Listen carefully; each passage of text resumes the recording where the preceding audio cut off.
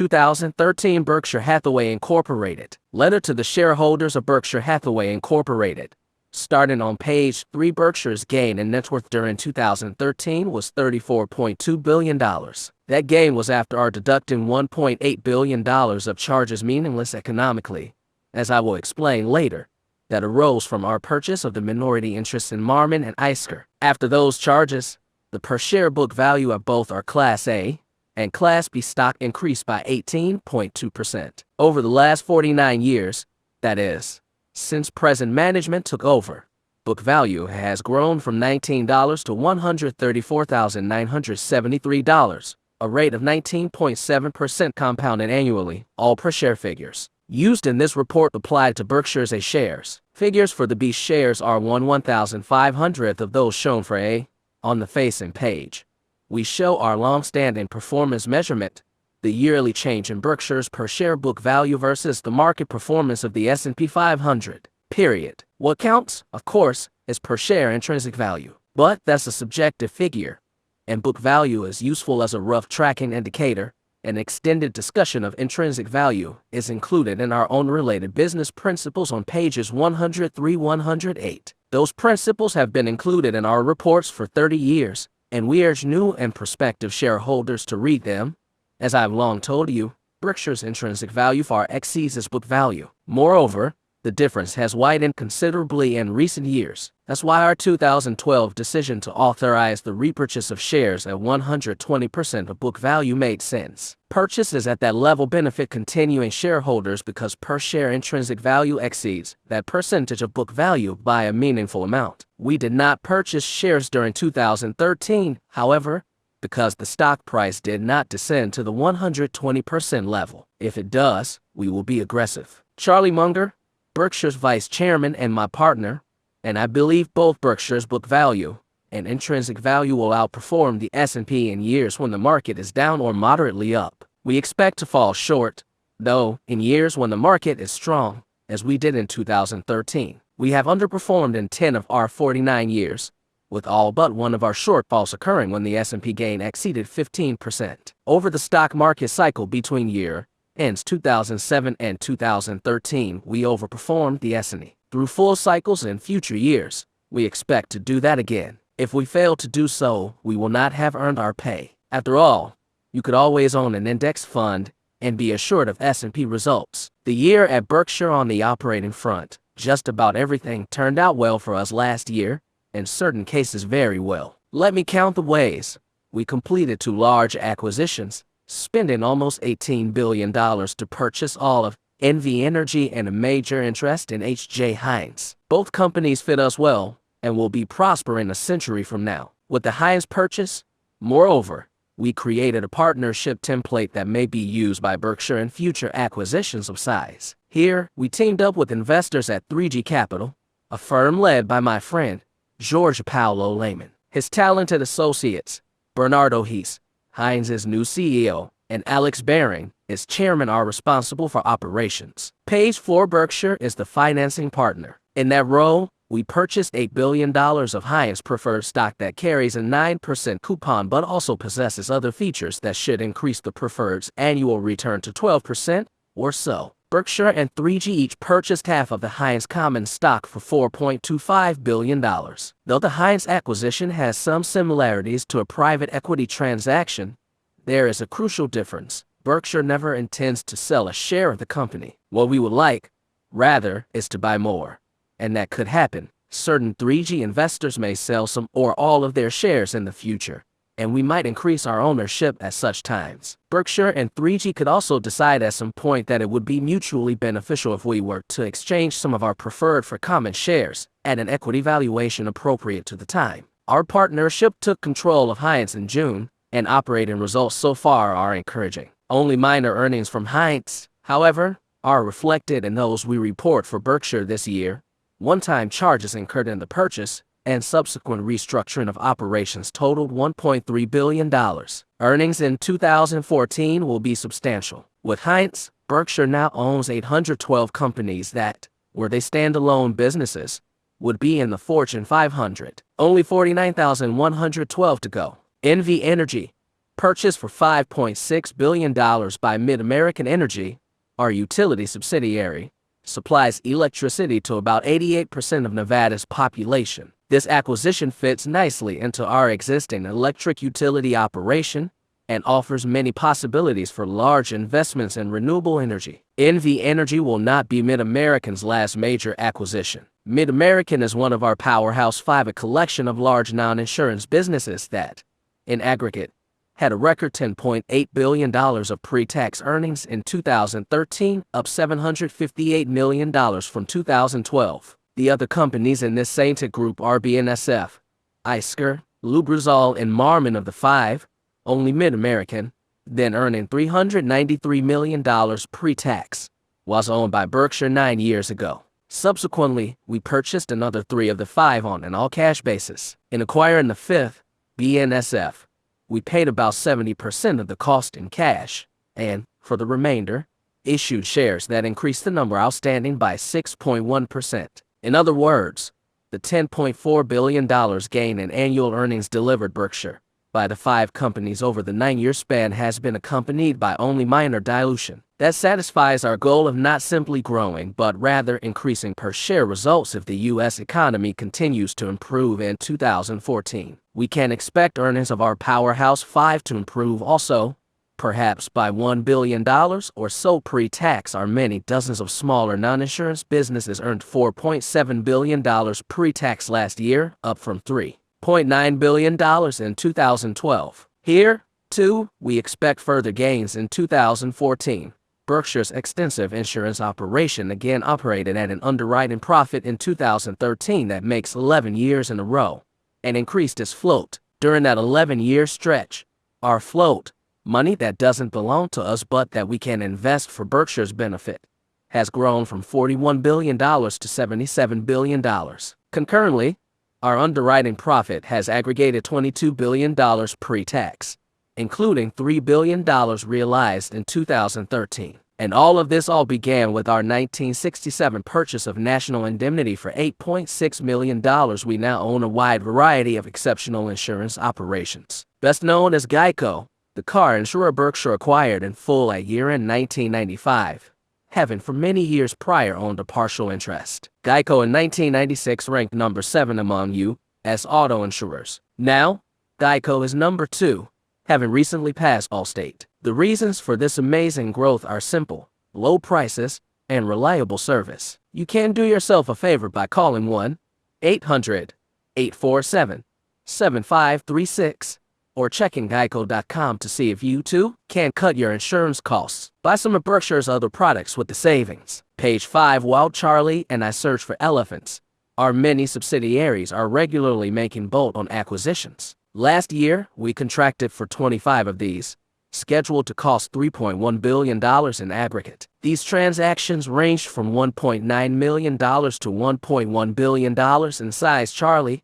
and I encouraged these deals. They deploy capital and activities that fit with our existing businesses and that will be managed by our corps of expert managers. The result is no more work for us and more earnings for you. Many more of these bolt-on deals will be made in future years. In aggregate, they will be meaningful. Last year, we invested $3.5 billion in the surest sort of bolt-on, the purchase of additional shares into wonderful businesses that we already controlled. In one case, Marmon, our purchase has brought us to the 100% ownership we had signed up for in 2008. In the other instance, Isker, the Wertheimer family elected to exercise a put option it held, selling us the 20% of the business it retained when we bought control in 2006. These purchases added about $300 million pre-tax to our current earning power and also delivered $800 million of cash. Meanwhile, the same nonsensical accounting rule that I described in last year's letter required that we enter these purchases on our books at $1.8 billion less than we paid,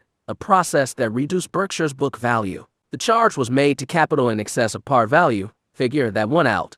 This weird accounting, you should understand, instantly increased Berkshire's excess of intrinsic value over book value by the same $1.8 billion. Our subsidiaries spent a record $11 billion on plant and equipment during 2013, roughly twice our depreciation charge. About 89% of that money was spent in the United States. Though we invest abroad as well, The mother lode of opportunity resides in America in a year in which most equity managers found it impossible to outperform the S&P 500. Both Ty Combs and Ted Weschler handily did so. Each now runs a portfolio exceeding $7 billion. They've earned it. I must again confess that their investments outperformed mine. Charlie says I should add by a lot. If such humiliating comparisons continue, I'll have no choice but to cease talking about them. Todd and Ted have also created significant value for you in several matters unrelated to their portfolio activities. Their contributions are just beginning. Both men have Berkshire blood in their veins. Berkshire's year-end employment count in Heights totaled a record 330,745, up 42,283 from last year. The increase, I must admit, included one person at our Omaha home office. Don't panic.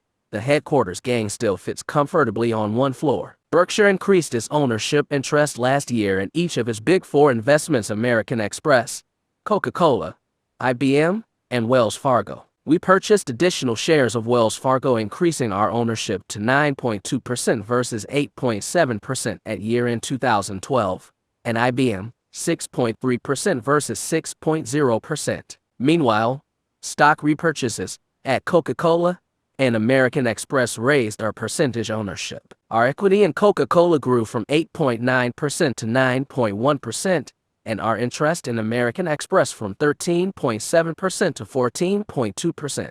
And if you think tenths of a percent aren't important, ponder this math. For the four companies in aggregate, each increase of 0.1% in our share of their equity raises Berkshire's share of their annual earnings by $50 million. Page 6. The four companies possess excellent businesses and are run by managers who are both talented and shareholder-oriented. At Berkshire, we much prefer owning a non-controlling but substantial portion of a wonderful company to owning 100% of a so-so business. It's better to have a partial interest in the Hope Diamond than to own all of a rhinestone. Going by our year-end holdings, our portion of the Big Four's 2013 earnings amounted to $4.4 billion.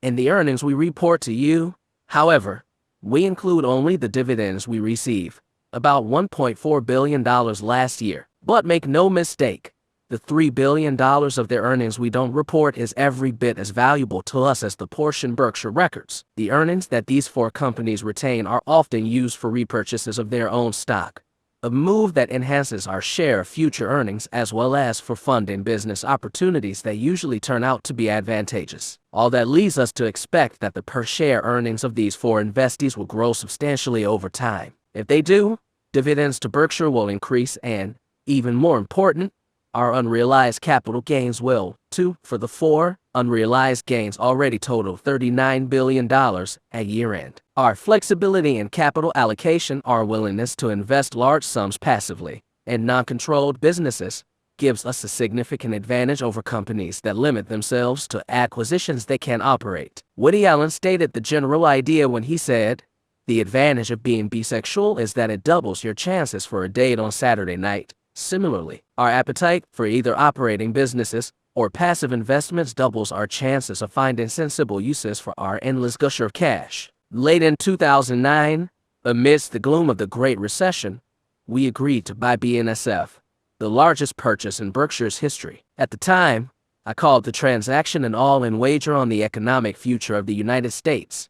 That kind of commitment was nothing new for us. We've been making similar wagers ever since Buffett Partnership Limited acquired control of Berkshire in 1965. For good reason, too. Charlie and I have always considered a bet on ever-rising U.S. prosperity to be very close to a sure thing. Indeed, who has ever benefited during the past 237 years by betting against America? If you compare our country's present condition to that existing in 1776, you have to rub your eyes and wonder. And the dynamism embedded in our market economy will continue to work as magic. America's best days lie ahead. With this tailwind working for us, Charlie and I hope to build Berkshire's per-share intrinsic value by 1.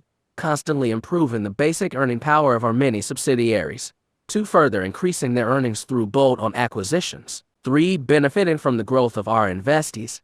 4. Repurchasing Berkshire shares when they are available at a meaningful discount from intrinsic value. And 5. Making an occasional large acquisition. We will also try to maximize results for you by rarely, if ever, issuing Berkshire shares. Those building blocks rest on a rock-solid foundation. A century hence, BNSF and Mid-American Energy will still be playing major roles in our economy. Insurance will concomitantly be essential for both businesses and individuals, and no company brings greater human and financial resources to that business than Berkshire. Moreover, we will always maintain supreme financial strength, operating with at least $20 billion of cash equivalents and never incurring material amounts of short-term obligations. As we view these and other strengths, Charlie and I like your company's prospects. We feel fortunate to be entrusted with this management. Page 7, Intrinsic Business Value. As much as Charlie and I talk about intrinsic business value, we cannot tell you precisely what that number is for Berkshire shares, nor,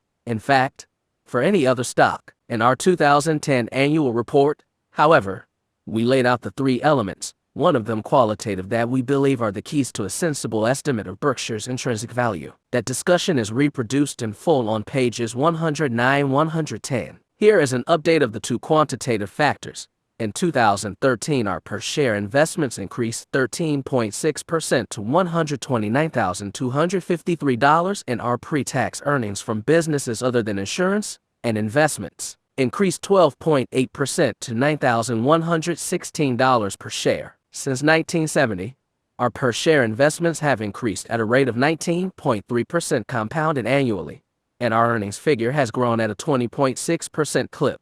It is no coincidence that the price of Berkshire stock over the 43-year period has increased at a rate very similar to that of our 2 measures of value. Charlie and I like to see gains in both sectors, but we will most strongly focus on building operating earnings. Now, let's examine the 4 major sectors of our operations. Each has vastly different balance sheet and income characteristics from the others, so we'll present them as 4 separate businesses, which is how Charlie and I view them, though there are important and enduring advantages to having them all under one roof. Our goal is to provide you with the information we would wish to have if our positions were reversed, with you being the reporting manager and we the absentee shareholders. But don't get any ideas. Insurance, our investment in the insurance companies, reflects a first major step in our efforts to achieve a more diversified base of earning power. 1967 annual report. Let's look first at insurance. Berkshire's core operation and the engine that has consistently propelled our expansion since that 1967 report was published. Property casualty,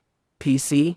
Insurers receive premiums up front and pay claims later. In extreme cases, such as those arising from certain workers' compensation accidents, payments can stretch over decades. This collect now, pay later model leaves PC companies holding large sums, money we call float, that will eventually go to others. Meanwhile, insurers get to invest this float for their benefit. Though individual policies and claims come and go, the amount of float an insurer holds usually remains fairly stable in relation to premium volume. Consequently, as our business grows, so does our float. And how we have grown, as the following table shows. See chart and document. Further gains in float will be tough to achieve. On the plus side, Geico's float will almost certainly grow. In National Indemnity's reinsurance division, however, we have a number of runoff contracts whose float drifts downward. If we do experience a decline in float at some future time, it will be very gradual at the outside, no more than 3% in any year. The nature of our insurance contracts is such that we can never be subject to immediate demands for sums that are large compared to our cash resources. In this respect, property casualty insurance differs in an important way from certain forms of life insurance. Page 8. If our premiums exceed the total of our expenses and eventual losses, we register an underwriting profit that adds to the investment income our float produces. When such a profit is earned, we enjoy the use of free money, and better yet, get paid for holding it. Unfortunately, the wish of all insurers to achieve this happy result creates intense competition,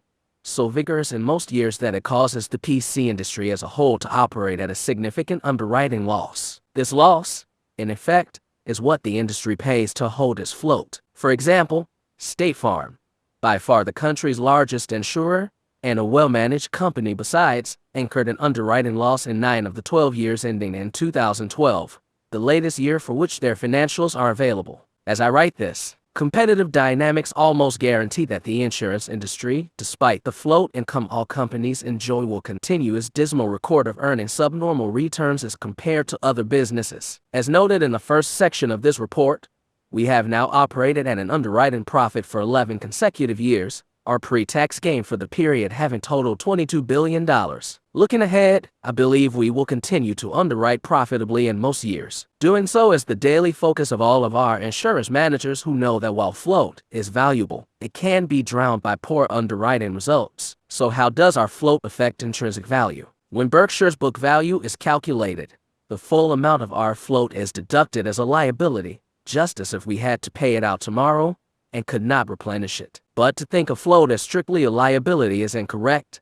It should instead be viewed as a revolving fund. Daily, we pay old claims, some $17 billion to more than 5 million claimants in 2013, and that reduces float. Just as surely, we each day write new business, and thereby generate new claims that add to float. If our revolving float is both costless and long-enduring, which I believe it will be, the true value of this liability is dramatically less than the accounting liability. A counterpart to this overstated liability is $15.5 billion of goodwill that is attributable to our insurance companies and included in book value as an asset. In very large part, this goodwill represents the price we paid for the float-generating capabilities of our insurance operations. The cost of the goodwill, however, has no bearing on its true value. For example, if an insurance business sustains large and prolonged underwriting losses, any goodwill asset carried on the books should be deemed valueless, whatever its original cost. Fortunately,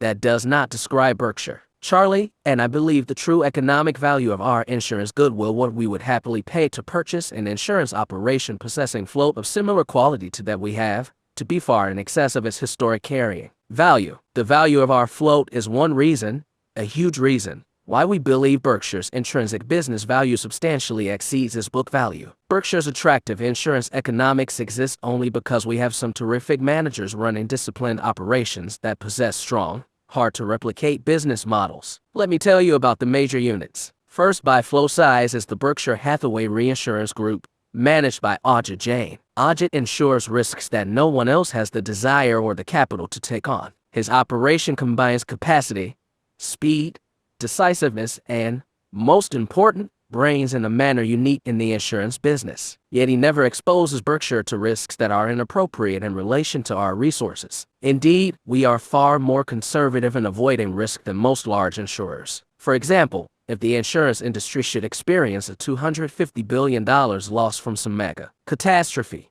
a loss about triple anything it has ever experienced, Berkshire as a whole would likely record a significant profit for the year because of its many streams of earnings, and we would remain awash in cash, looking for large opportunities if the catastrophe caused markets to go into shock. All other major insurers and reinsurers would meanwhile be far in the red, with some facing insolvency. From a standing start in 1985, Ajit has created an insurance business with float of $37 billion and a large cumulative underwriting profit, a feat no other insurance CEO has come close to matching. Ajit's mind is an idea factory that is always looking for more lines of business he can add to his current assortment. Page 9. One venture materialized last June when he formed Berkshire Hathaway Specialty Insurance, BHSI. This initiative took us into commercial insurance, where we were instantly accepted by both major insurance brokers and corporate risk managers throughout America. These professionals recognize that no other insurer can match the financial strength of Berkshire,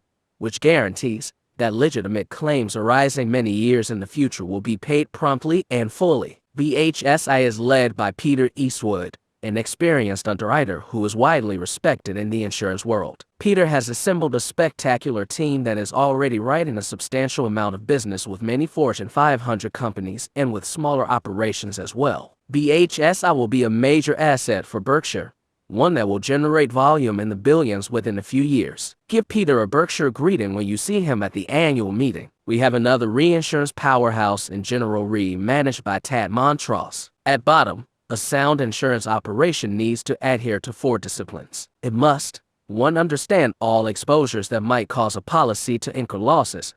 2. Conservatively assess the likelihood of any exposure actually causing a loss, and the probable cost if it does. 3. Set a premium that, on average, will deliver a profit after both prospective loss costs and operating expenses are covered. And 4. Be willing to walk away if the appropriate premium can't be obtained. Many insurers pass the first 3 tests and flunk the 4th. They simply can't turn their back on business that is being eagerly written by their competitors. That old line, the other guy is doing it, so we must as well, spells trouble in any business, but in none more so than insurance. Tad has observed all 4 of the insurance commandments, and it shows in his results. General Re's huge float has been better than cost-free under his leadership, and we expect that, on average, to continue. We are particularly enthusiastic about General Re's international life reinsurance business, which has grown consistently and profitably since we acquired the company in 1998. It can be remembered that soon after we purchased General Re, the company was beset by problems that caused commentators and me as well, briefly, to believe I had made a huge mistake. That day is long gone. General Re is now a gem. Finally, there is Geico, the insurer on which I cut my teeth 63 years ago. Geico is managed by Tony Nicely, who joined the company in 2018 and completed 52 years of service in 2013. Tony became CEO in 1993, and since then the company has been flying. When I was first introduced to Geico in January 1951, I was blown away by the huge cost advantage the company enjoyed compared to the expenses borne by the giants of the industry. That operational efficiency continues today and is an all-important asset. No one likes to buy auto insurance, but almost everyone likes to drive. The insurance needed is a major expenditure for most families. Savings matter to them, and only a low-cost operation can deliver these. Geico's cost advantage is the factor that has enabled the company to gobble up market share year after year. Its low costs create a moat, an enduring one, that competitors are unable to cross. Meanwhile, our little gecko continues to tell Americans how Geico can save them important money. With our latest reduction in operating costs, his story has become even more compelling. Page 10. In 1995, we purchased the half of Geico that we didn't already own, paying $1.4 billion more than the net tangible assets we acquired. That's goodwill, and it will forever remain unchanged on our books. As Geico's business grows, however, so does its true economic goodwill. I believe that figure to be approaching $20 billion. In addition to our 3 major insurance operations, we own a group of smaller companies, most of them plying their trade in odd corners of the insurance world. In aggregate, these companies are a growing operation that consistently delivers an underwriting profit. Moreover, as the table below shows, they also provide us with substantial float. Charlie and I treasure these companies and their managers see chart and documents. Simply put, insurance is the sale of promises. The customer pays money now.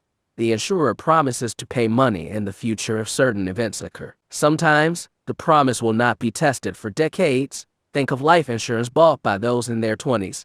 Therefore, both the ability and willingness of the insurer to pay, even if economic chaos prevails when payment time arrives, is all important. Berkshire's promises have no equal, a fact affirmed in recent years by the actions of the world's largest and most sophisticated insurers, some of which have wanted to shed themselves of huge and exceptionally long-lived liabilities, particularly those involving asbestos claims. That is, these insurers wish to cede their liabilities to a reinsurer. Choosing the wrong reinsurer, however, one that down the road proved to be financially strapped or a bad actor, would put the original insurer in danger of getting the liabilities right back in his lap. Almost without exception, the largest insurer seeking aid came to Berkshire. Indeed, in the largest such transaction ever recorded. Lloyd's in 2007 turned over to us both many thousands of known claims arising from policies written before 1993, and an unknown but huge number of claims from that same period sure to materialize in the future.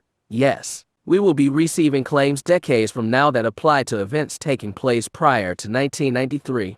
Berkshire's ultimate payments arising from the Lloyd's transaction are today unknowable. What is certain, however, is that Berkshire will pay all valid claims up to the $15 billion limit of our policy. No other insurer's promise would have given Lloyd's the comfort provided by its agreement with Berkshire. The CEO of the entity then handling Lloyd's claims said it best. Names, the original insurers at Lloyd's wanted to sleep easy at night, and we think we've just bought them the world's best mattress. Berkshire's great managers, premier financial strength, and a variety of business models possessing wide moats form something unique in the insurance world. The combination is a huge asset for Berkshire shareholders that will only get more valuable with time. Page 11. Regulated, capital-intensive businesses. Though there are many regulatory restraints in the utility industry, it's possible that we will make additional commitments in the field. If we do, the amounts involved could be large. 1999 annual report. We have two major operations, BNSF and Mid-American Energy, that share important characteristics distinguishing them from our other businesses. Consequently, we assign them their own section in this letter and split out their combined financial statistics in our GAAP balance sheet and income statement. A key characteristic of both companies is their huge investment in very long-lived, regulated assets, with these partially funded by large amounts of long-term debt that is not guaranteed by Berkshire. Our credit is in fact not needed because each company has earning power that even under terrible economic conditions will far exceed its interest requirements. Last year, for example, BNSF's interest coverage was 9:1. Our definition of coverage is pre-tax earnings interest, not EBITDA interest, a commonly used measure we view as seriously flawed at Mid-American. Meanwhile, two factors ensure the company's ability to service its debt under all circumstances. The first is common to all utilities, recession-resistant earnings, which result from these companies exclusively offering an essential service. The second is enjoyed by few other utilities, a great diversity of earning streams, which shield us from being seriously harmed by any single regulatory body. Now, with the acquisition of NV Energy, Mid-American's earnings base has further broadened. This particular strength, supplemented by Berkshire's ownership, has enabled Mid-American and its utility subsidiaries to significantly lower their cost of debt. This advantage benefits both us and our customers. Every day, our two subsidiaries power the American economy in major ways. BNSF carries about 15%, measured by ton miles, of all intercity freight, whether it is transported by truck, rail, water, air, or pipeline. Indeed, we move more ton miles of goods than anyone else, a fact establishing BNSF as the most important artery in our economy's circulatory system. Its hold on the #1 position strengthened in 2013. BNSF, like all railroads, also moves its cargo in an extraordinarily fuel-efficient and environmentally friendly way, carrying a ton of freight about 500 miles on a single gallon of diesel fuel. Trucks taking on the same job guzzle about 4 times as much fuel. Mid-American's utilities serve regulated retail customers in 11 states. No utility company stretches further. In addition, we are the leader in renewables. From a standing start 9 years ago, Mid-American now accounts for 7% of the country's wind generation capacity, with more on the way. Our share in solar, most of which is still in construction, is even larger. Mid-American can make these investments because it retains all of its earnings. Here's a little-known fact. Last year, Mid-American retained more dollars of earnings, by far, than any other American electric utility. We and our regulators see this as an important advantage, one almost certain to exist 5, 10, and 20 years from now when our current projects are completed. Mid-American's renewables portfolio will have cost $15 billion. We relish making such commitments as long as they promise reasonable returns. And on that front, we put a large amount of trust in future regulation. Page 12. Our confidence is justified both by our past experience and by the knowledge that society will forever need massive investments in both transportation and energy. It is in the self-interest of governments to treat capital providers in a manner that will ensure the continued flow of funds to essential projects. It is meanwhile in our self-interest to conduct our operations in a way that earns the approval of our regulators and the people they represent. Tangible proof of our dedication to that duty was delivered last year in a poll of customer satisfaction covering 52 holding companies and their 101 operating electric utilities. Our Mid-American Group ranked #1, with 95.3% of respondents giving us a very satisfied vote and not a single customer rating us dissatisfied. The bottom score in the survey, incidentally, was a dismal 34.5%. All 3 of our companies were ranked far lower by this measure before they were acquired by Mid-American. The extraordinary customer satisfaction we have achieved is of great importance as we expand. Regulators and states we hope to enter are glad to see us, knowing we will be responsible operators. Our railroad has been diligent as well in anticipating the needs of its customers. Whatever you may have heard about our country's crumbling infrastructure in no way applies to BNSF or railroads generally. America's rail system has never been in better shape, a consequence of huge investments by the industry. We are not, however, resting, BNSF spent $4 billion on the railroad in 2013, double its depreciation charge in a single-year record for any railroad, and we will spend considerably more in 2014. Like Noah, who foresaw early on the need for dependable transportation, we know it's our job to plan ahead. Leading our two capital-intensive companies are Greg Abel at Mid-American and the team of Matt Rose and Carl Ice at BNSF. The three are extraordinary managers who have my gratitude and deserve yours as well. Here are the key figures for their businesses.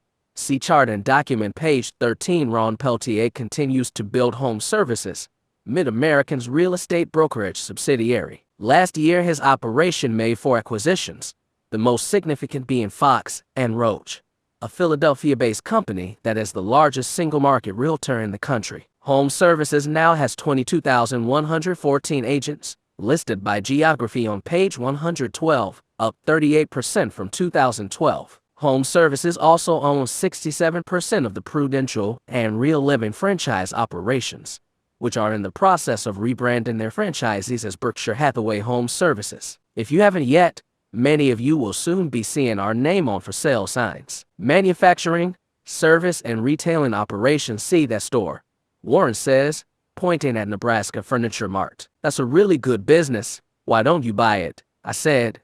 It's privately held, Warren said. Oh, I said. I might buy it anyway, Warren said. Someday. Supermoney by Adam Smith, 1972.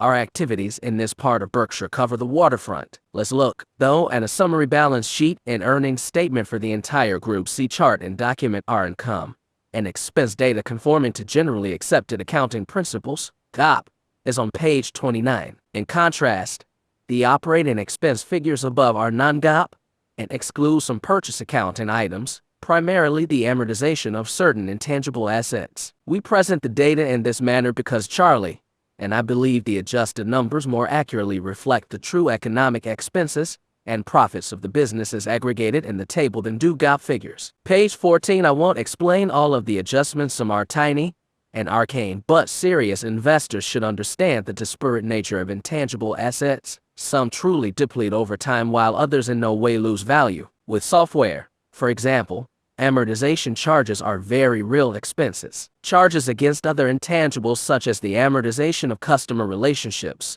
however, arise through purchase accounting rules and are clearly not real costs. GAAP accounting draws no distinction between the two types of charges. Both, that is, are recorded as expenses when earnings are calculated, even though from an investor's viewpoint they could not be more different. In the GAAP-compliant figures we show on page 29, amortization charges of $648 million for the companies included in this section are deducted as expenses. We would call about 20% of these real, the rest not. This difference has become significant because of the many acquisitions we have made. It will almost certainly rise further as we acquire more companies. Eventually, of course, the non-real charges disappear when the assets to which they're related become fully amortized. But this usually takes 15 years and, alas, it will be my successor whose reported earnings get the benefit of their expiration. Every dime of depreciation expense we report, however, is a real cost. And that's true at almost all other companies as well. When Wall Streeters tout EBITDA as a valuation guide, but in your wallet, our public reports of earnings will, of course, continue to conform to GAAP. To embrace reality, however, remember to add back most of the amortization charges we report. The crowd of companies in this section sells products ranging from lollipops to jet airplanes. Some of these businesses, measured by earnings on unleveraged net tangible assets, enjoy terrific economics, producing profits that run from 25% after tax to far more than 100%. Others generate good returns in the area of 12% to 20%. A few, however, have very poor returns, a result of some serious mistakes I made in my job of capital allocation. I was not misled. I simply was wrong in my evaluation of the economic dynamics of the company or the industry in which it operated. Fortunately, my blunders usually involved relatively small acquisitions. Our large buys have generally worked out well and, in a few cases, more than well. I have not, however, made my last mistake in purchasing either businesses or stocks. Not everything works out as planned. Viewed as a single entity, The companies in this group are in excellent business. They employed an average of $25 billion of net tangible assets during 2013 and, with large quantities of excess cash and little leverage, earned 16.7% after tax on that capital. Of course, a business with terrific economics can be a bad investment if the purchase price is excessive. We have paid substantial premiums to net tangible assets for most of our businesses, a cost that is reflected in the large figure we show for goodwill. Overall, however, we are getting a decent return on the capital we have deployed in this sector. Furthermore, the intrinsic value of these businesses, in aggregate, exceeds their carrying value by a good margin. Even so, the difference between intrinsic value and carrying value in the insurance and regulated industry segments is far greater. It is there that the truly big winners reside. We have far too many companies in this group to comment on them individually. Moreover, both current and potential competitors read this report. In a few of our businesses we might be disadvantaged if they knew our numbers. So, in some of our operations that are not of a size material to an evaluation of Berkshire, we only disclose what is required. You can find a good bit of detail about many of our operations. However, on pages 80-84. Page 15 I can't resist, however, giving you an update on Nebraska Furniture Mart's expansion into Texas. I'm not covering this event because of its economic importance to Berkshire. It takes more than a new store to move the needle on Berkshire's $225 billion equity base. But I've now worked 30 years with the marvelous Blumkin family, and I'm excited about the remarkable store, truly Texas-sized. It is building at the Colony in the northern part of the Dallas metropolitan area. When the store is completed next year, NFM will have, under one roof, and on a 433-acre site, 1.8 million square feet of retail and support and warehouse space. View the project's progress at www.nfm.com/Texas. NFM already owns the two highest volume home furnishing stores in the country in Omaha and Kansas City, Kansas, each doing about $450 million annually. I predict the Texas store will blow these records away. If you live anywhere near Dallas, come check us out. I think back to August 30th, 1983, my birthday, when I went to see Mrs. B. Rose Blumkin, carrying a 114-page purchase proposal for NFM that I had drafted. Is reproduced on pages 114, 115. Mrs. B accepted my offer without changing a word, and we completed the deal without the involvement of investment bankers or lawyers, an experience that can only be described as heavenly. Though the company's financial statements were unaudited, I had no worries. Mrs. B simply told me what was what, and her word was good enough for me. Mrs. B was 89 at the time and worked until 103, definitely my kind of woman. Take a look at NFM's financial statements from 1946 on pages 116-117. Everything NFM now owns comes from that's $72,264 of net worth and $50, no zeros omitted, of cash the company then possessed. And B, the incredible talents of Mrs. B, her son, Louis, and his sons Ron and Irv. The punchline to this story is that Mrs. B never spent a day in school. Moreover, she immigrated from Russia to America knowing not a word of English. But she loved her adopted country, at Mrs. B's request.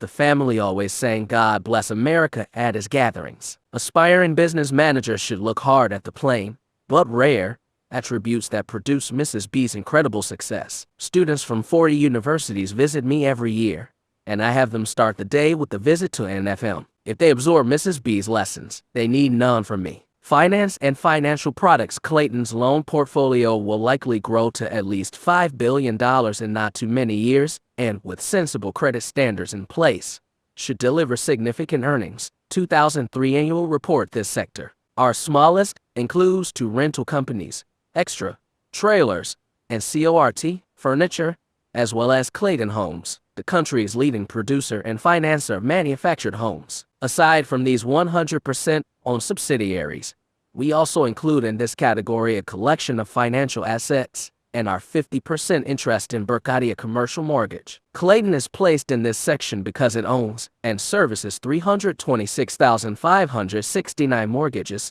totaling $13.6 billion.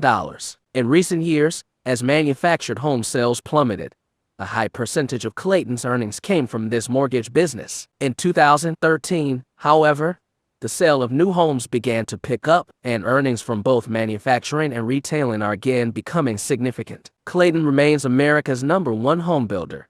Its 2013 output of 29,547 homes accounted for about 4.7% of all single-family residences built in the country. Kevin Clayton, Clayton's CEO, has done a magnificent job of guiding the company through the severe housing depression. Now, his job definitely more fun these days, includes the prospect of another earnings gain in 2014. Page 16 CORT and Extra are leaders in their industries as well, and Jeff Peterson and Bill France will keep them on top. We are backing their plans through purchases of equipment that enlarge their rental potential. Here's the pre-tax earnings recap for this sector.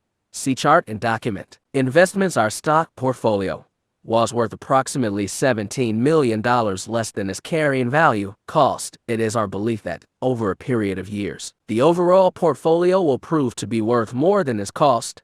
1974 annual report. Below we list our 15 common stock investments that at year-end had the largest market value. See chart and document. Page 17. Berkshire has one major equity position that is not included in the table. We can buy 700 million shares of Bank of America at any time prior to September 2021 for $5 billion. At year-end, these shares were worth $10.9 billion. We are likely to purchase the shares just before expiration of our option. In the meantime, it is important for you to realize that Bank of America is, in effect, our fifth largest equity investment and one we value highly. In addition to our equity holdings, we also invest substantial sums in bonds. Usually, we've done well in these, but not always. Most of you have never heard of Energy Future Holdings. Consider yourselves lucky. I certainly wish I hadn't. The company was formed in 2007 to effect a giant leveraged buyout of electric utility assets in Texas. The equity owners put up $8 billion and borrowed a massive amount in addition. About $2 billion of the debt was purchased by Berkshire, pursuant to a decision I made without consulting with Charlie. That was a big mistake. Unless natural gas prices soar, EFH will almost certainly file for bankruptcy in 2014. Last year, we sold our holdings for $259 million. While owning the bonds, we received $837 million in cash interest. Overall, therefore, we suffered a pre-tax loss of $873 million. Next time I'll call Charlie. A few of our subsidiaries, primarily electric and gas utilities, use derivatives in their operations. Otherwise, we have not entered into any derivative contracts for some years, and our existing positions continue to run off. The contracts that have expired have delivered large profits as well as several $billion of medium-term float. Though there are no guarantees, we expect a similar result from those remaining on our books. Some thoughts about investing. Investment is most intelligent when it is most businesslike. The Intelligent Investor by Benjamin Graham. It is fitting to have a Ben Graham quote open this discussion because I owe so much of what I know about investing to him. I will talk more about Ben a bit later, and I will even sooner talk about common stocks. But let me first tell you about two small non-stock investments that I made long ago. Though neither changed my net worth by much, they are instructive. This tale begins in Nebraska. From 1973 to 1981, the Midwest experienced an explosion in farm prices, caused by a widespread belief that runaway inflation was coming, and fueled by the lending policies of small rural banks. Then the bubble burst, bringing price declines of 50% or more that devastated both leveraged farmers and their lenders. 5 times as many Iowa and Nebraska banks failed in that bubble's aftermath than in our recent Great Recession. In 1986, I purchased a 400-acre farm located 50 miles north of Omaha from the FDIC. It cost me $280,000, considerably less than what a failed bank had lent against the farm a few years earlier. I knew nothing about operating a farm, but I have a son who loves farming, and I learned from him both how many bushels of corn and soybeans the farm would produce and what the operating expenses would be. From these estimates, I calculated the normalized return from the farm to then be about 10%. I also thought it was likely that productivity would improve over time and that crop prices would move higher as well. Both expectations proved out. I needed no unusual knowledge or intelligence to conclude that the investment had no downside and potentially had substantial upside. There would, of course, be the occasional bad crop and prices would sometimes disappoint. But so what? There would be some unusually good years as well, and I would never be under any pressure to sell the property. Now, 28 years later, the farm has tripled its earnings and is worth 5 times or more what I paid. I still know nothing about farming and recently made just my second visit to the farm. Page 18. In 1993, I made another small investment. Larry Silverstein, Salomon's landlord when I was the company's CEO,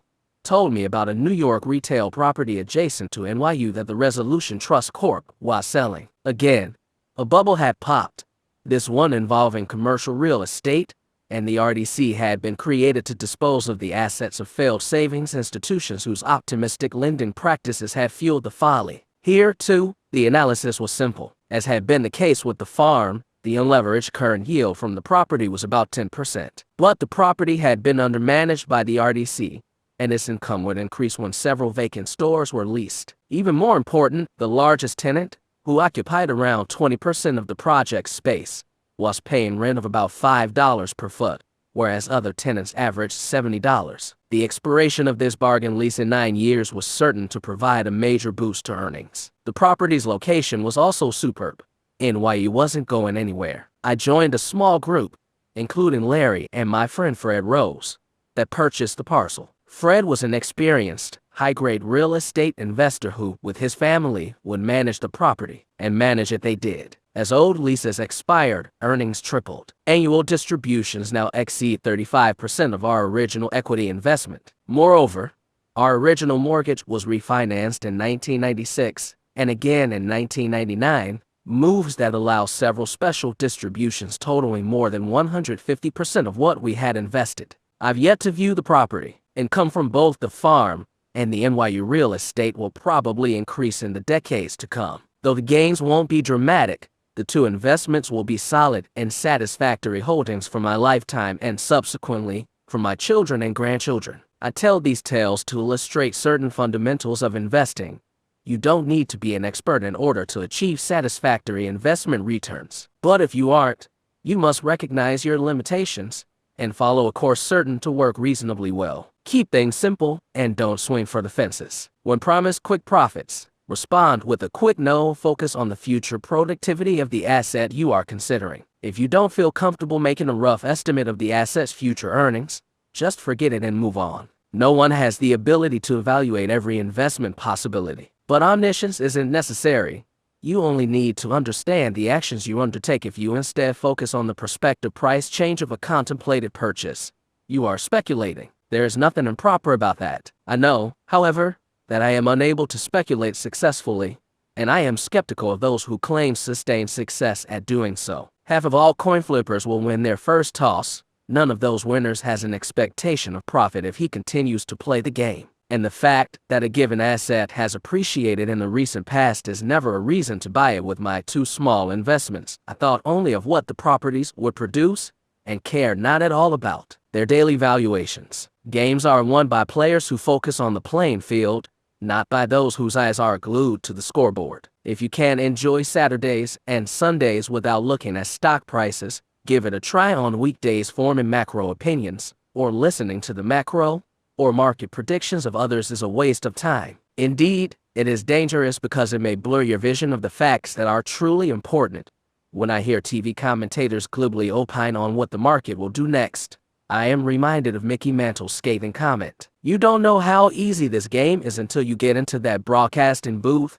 Page 19. My two purchases were made in 1986 and 1993. What the economy, interest rates, or the stock market might do in the years immediately following 1987 and 1994 was of no importance to me in making those investments. I can't remember what the headlines or pundits were saying at the time. Whatever the chatter, corn would keep growing in Nebraska and students would flock to NYU. There is one major difference between my two small investments and an investment in stocks. Stocks provide you minute-to-minute valuations for your holdings, whereas I have yet to see a quotation for either my farm or the New York real estate. It should be an enormous advantage for investors in stocks to have those wildly fluctuating valuations placed on their holdings, and for some investors, it is. After all, if a moody fellow with a farm bordering my property yelled out a price every day to me at which he would either buy my farm or sell me his, and those prices varied widely over short periods of time, depending on his mental state, how in the world could I be other than benefited by his erratic behavior? If his daily shout-out was ridiculously low,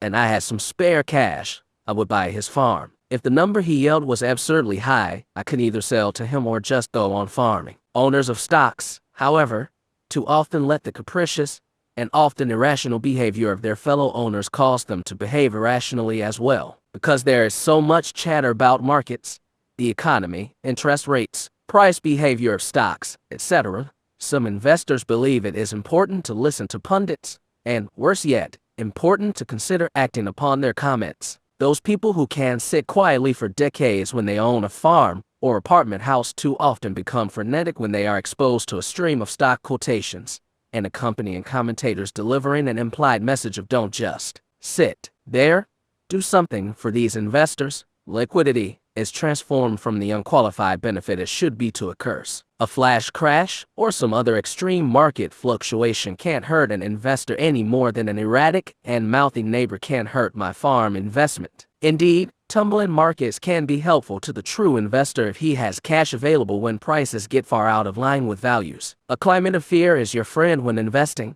A euphoric world is your enemy. During the extraordinary financial panic that occurred late in 2008, I never gave a thought to selling my farm or New York real estate, even though a severe recession was clearly brewing. And if I had owned 100% of a solid business with good long-term prospects, it would have been foolish for me to even consider dumping it. So why would I have sold my stocks that were small participations in wonderful businesses? True, any one of them might eventually disappoint, but as a group they were certain to do well. Could anyone really believe the earth was going to swallow up the incredible productive assets and unlimited human ingenuity existing in America? When Charlie and I buy stocks, which we think of as small portions of businesses, our analysis is very similar to that which we use in buying entire businesses. We first have to decide whether we can sensibly estimate an earnings range for 5 years out or more. If the answer is yes, we will buy the stock or business if it sells at a reasonable price in relation to the bottom boundary of our estimate. If, however, we lack the ability to estimate future earnings,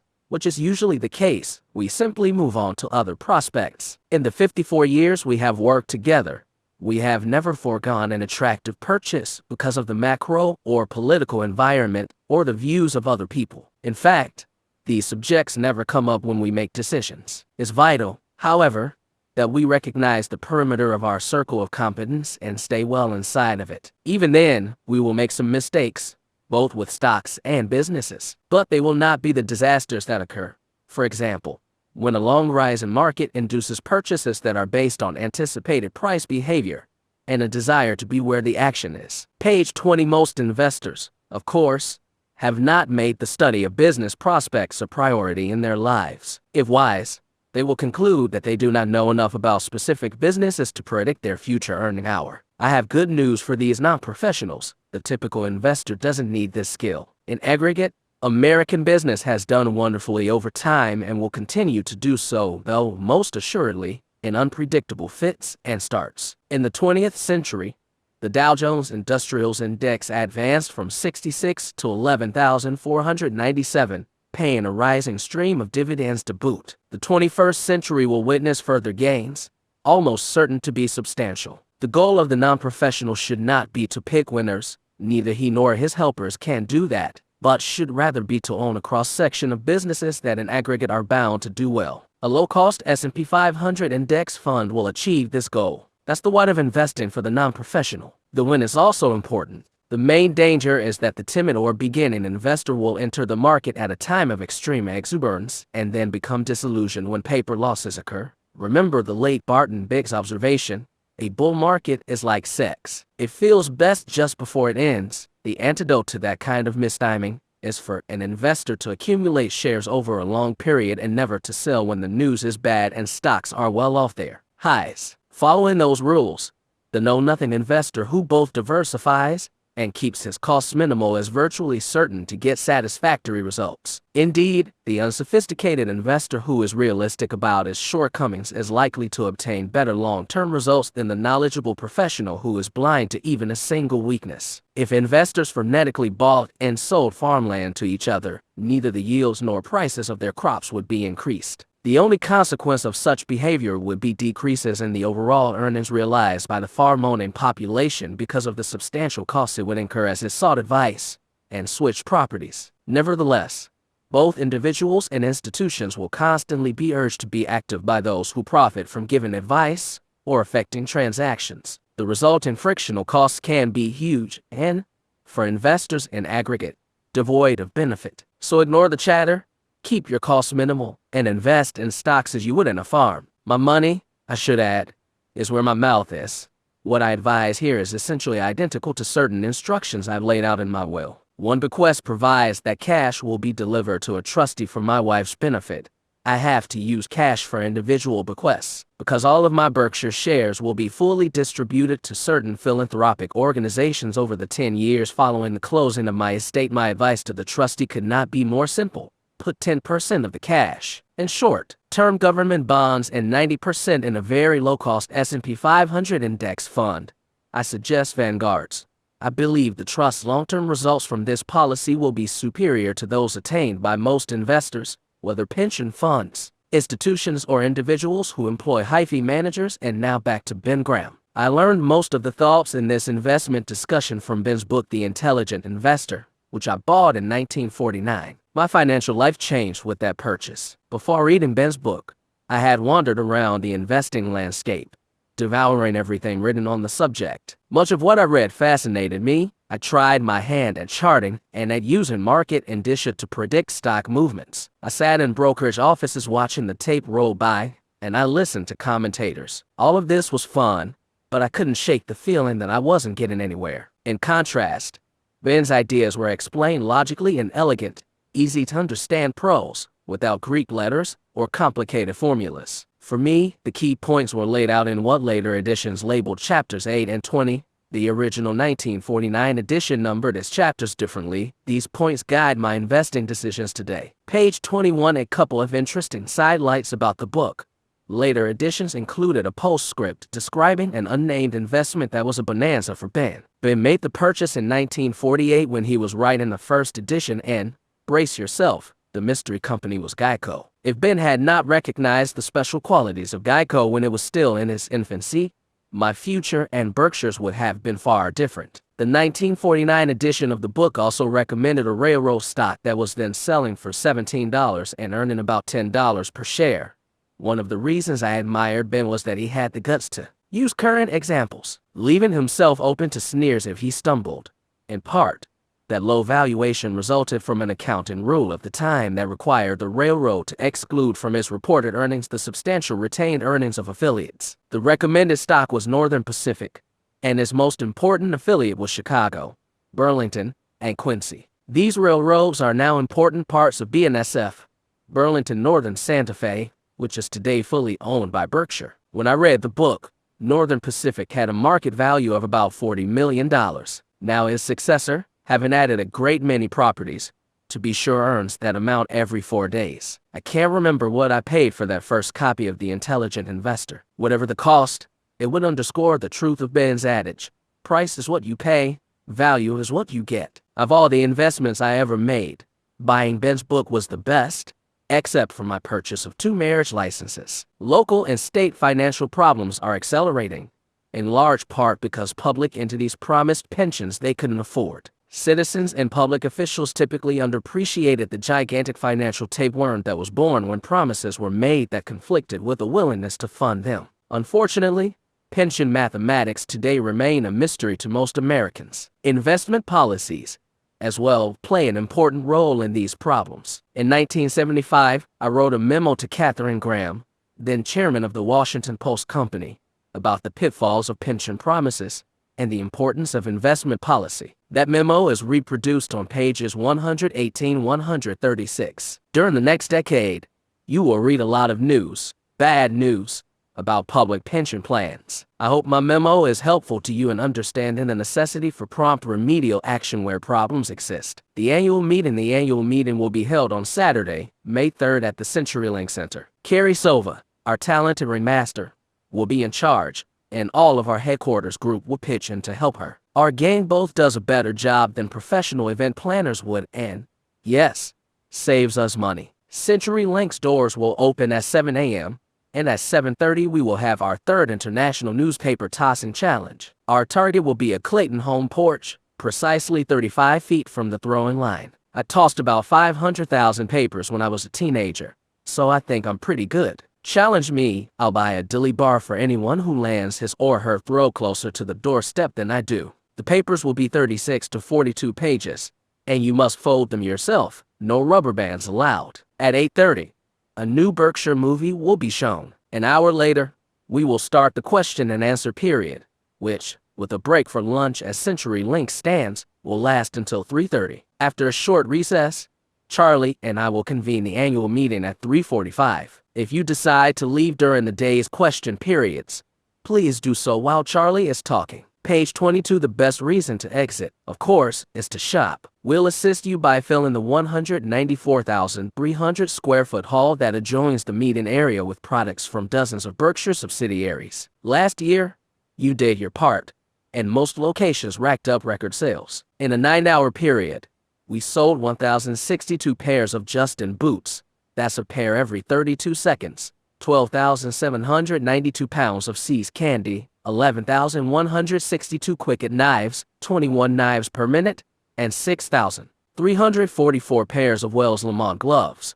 Always a hot item. This year, Charlie and I will have competing ketchup bottles for sale. Naturally, the one with Charlie's picture will be heavily discounted. But, if you help, my bottle will outsell his. This is important, so don't let me down. Brooks, our run-in shoe company, will again have a special commemorative shoe to offer at the meeting. After you purchase a pair, wear them the next day at our second annual Berkshire 5K and 8 a.m. race starting at the CenturyLink. Full details for participating will be included in the visitor's guide that you will receive with your tickets for the meeting. Entrants will find themselves running alongside many of Berkshire's managers, directors, and associates. Geico will have a booth in the shopping area, staffed by a number of his top counselors from around the country. Stop by for a quote. In most cases, Geico will be able to give you a shareholder discount, usually 8%. This special offer is permitted by 44 of the 51 jurisdictions in which we operate.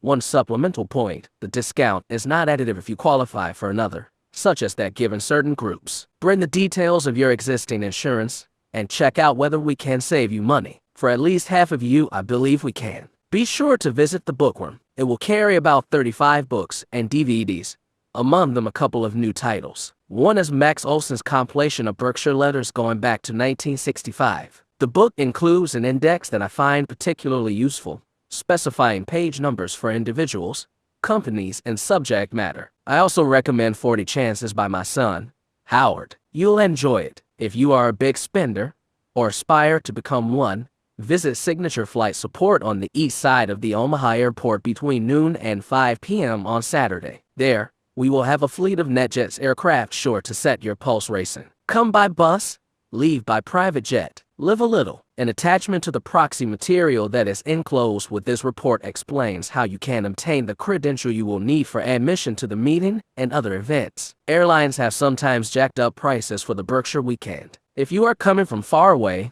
compare the cost of flying to Kansas City versus Omaha. The drive between the two cities is about 212 hours, and it may be that Kansas City can save you significant money, particularly if you had planned to rent a car in Omaha. Spend the savings with us at Nebraska Furniture Mart, located on a 77-acre site on 72nd Street between Dodge and Pacific.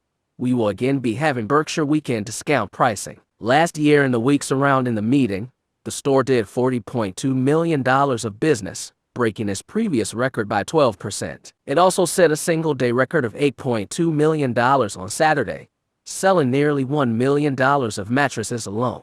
To obtain the Berkshire discount at NFM, you must make your purchases between Tuesday, April 29th, and Monday, May 5th inclusive, and also present your meeting credential. The period's special pricing will even apply to the products of several prestigious manufacturers that normally have ironclad rules against discounting, but which, in the spirit of our shareholder weekend, have made an exception for you. We appreciate their cooperation. NFM is open from 10 a.m. to 9 p.m. Monday through Saturday, and 10 a.m. to 6 p.m. on Sunday. On Saturday this year, from 5:30 p.m. to 8 p.m., NFM is having a picnic to which you are all invited. At Borsheim's, we will again have 2 shareholder-only events. The first will be a cocktail reception from 6 p.m. to 9 p.m. on Friday, May 2nd. The second, the main gala, will be held on Sunday, May 4th, from 9 a.m.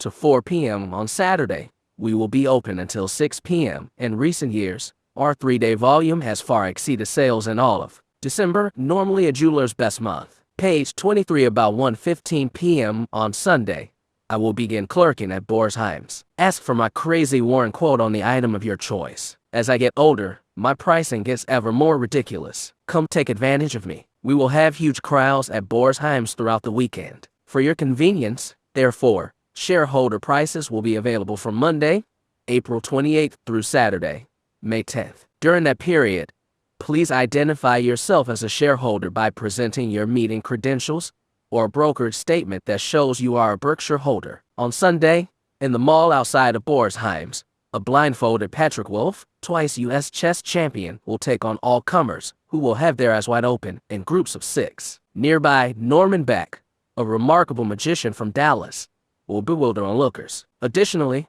we will have Bob Hammond and Sharon Osberg, 2 of the world's top bridge experts, available to play bridge with our shareholders on Sunday afternoon. Don't play them for money. My friend, Ariel Shing, will be in the mall as well on Sunday, taking on challengers at table tennis. Last year, she made Americans, and especially me, proud with her performance at the Olympics. I met Ariel when she was 9, and even then I was unable to score a point against her. Now, she's a freshman at Princeton and the U.S. women's champion. If you don't mind embarrassing yourself, test your skills against her, beginning at 1 p.m. Bill Gates and I will lead off and try to soften her up. Gores and Piccolos will again be open exclusively for Berkshire shareholders on Sunday, May 4th. Both will be serving until 10 p.m., with Gores opening at 1 p.m. and Piccolos opening at 4 p.m. These restaurants are my favorites, and I will eat at both of them on Sunday evening. Remember, to make a reservation at Gores, call 402-551-3733 on April 1st, but not before.